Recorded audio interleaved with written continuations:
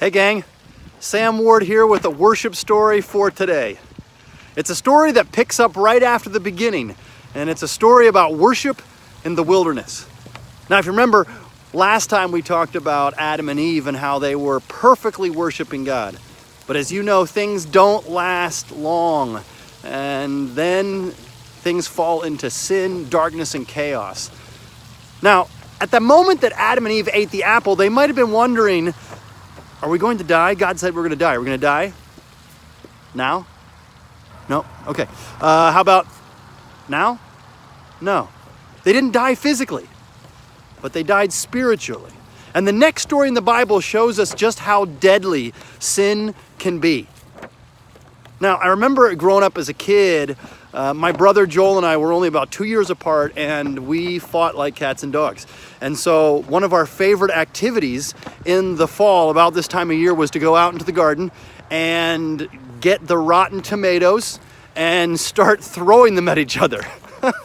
Extra points if you hit the other person in the head, right?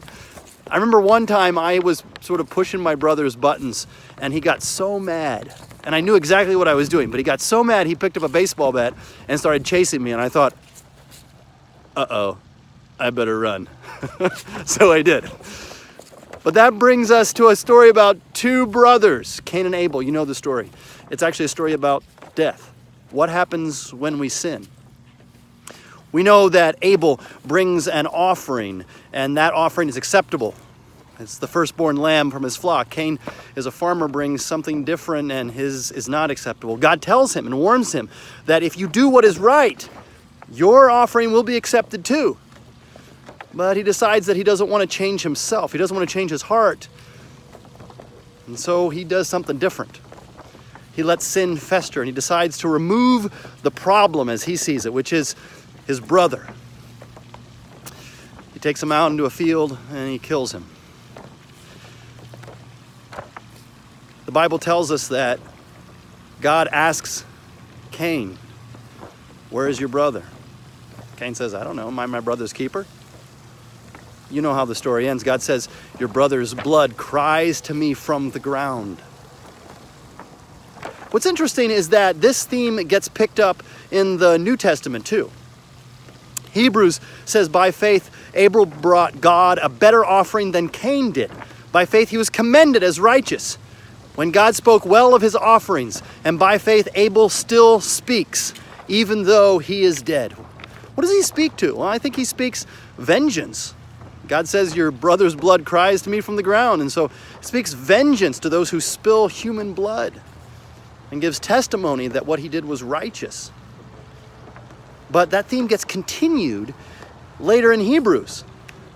We read, you have come to God, the judge of all, to the spirits of the righteous made perfect, to Jesus, the mediator of the new covenant, and to the sprinkled blood that speaks a better word than the blood of Abel. The blood of Jesus speaks a better word than the blood of Abel.